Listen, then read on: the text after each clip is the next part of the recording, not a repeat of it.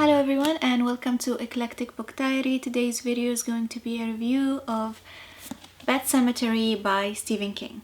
Now, this book was originally published in 1983 and of course it is a horror novel. To be completely transparent, this is my first time ever reading anything by Stephen King and I was super excited to pick this one up because I don't know, it felt like a great entry point to his work. So the story begins with a family of four moving into a big house, a new big house in a new town, which is practically like a very small town. And the family consists of a doctor, goes by the name Louis Greed, and his wife Rachel Greed, and then their two little kids.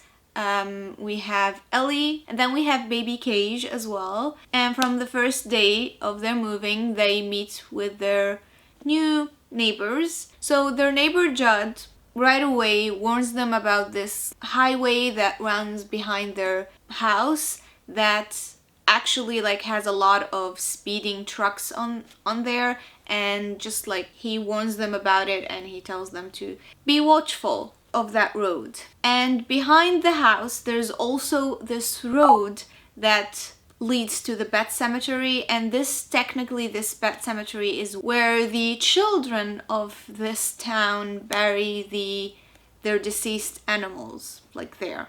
Now, of course, the story evolves from there, and I'm not gonna go into the details of the story, obviously. This is supposed to be a spoiler-free review, so no spoilers here. So this is a small like description to give you a little bit of what to expect from the story, but the story in general is, in my opinion, more about like grief and dealing with death for the most part.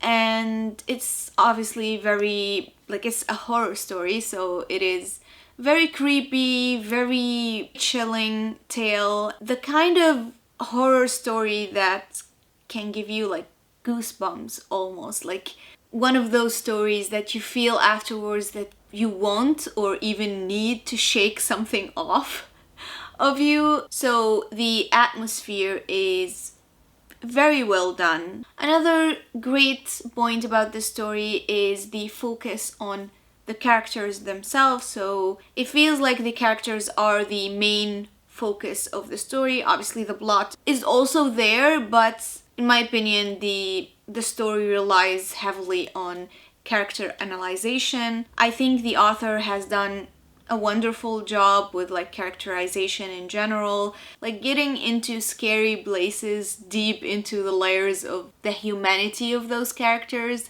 I found that to be highly interesting. It is done in such a way that it's not screaming at you, but rather it's just there for you to experience. So I found that to be really wonderful. I enjoyed the book in general, but I do have some like small critique to give.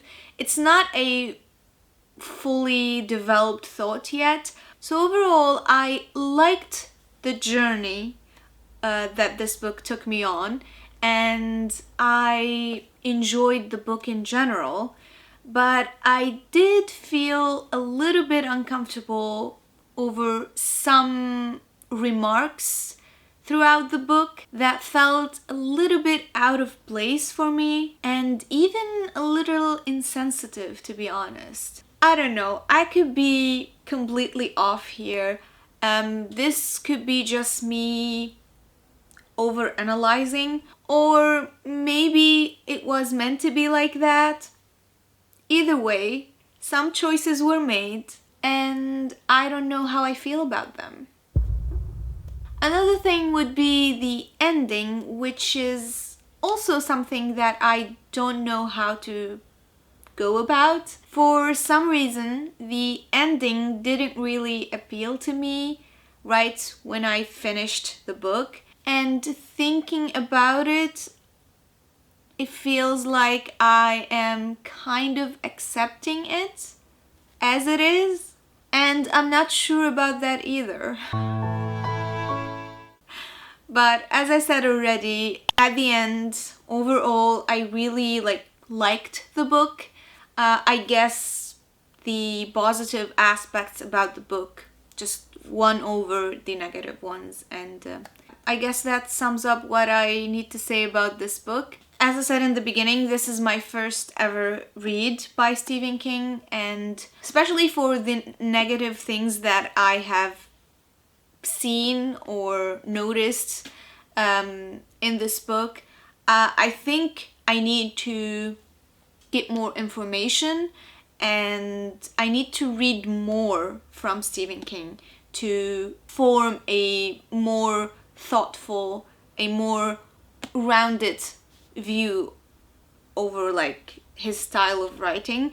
It would be a problem for me if this is in something that occurs over and over again. I think it might represent a certain message or a certain tone that I don't particularly, in that case, I wouldn't particularly be very happy to read more, if that makes any sense.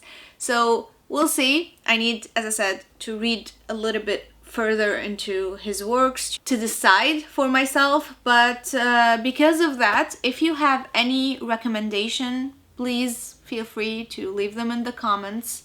They will be highly appreciated.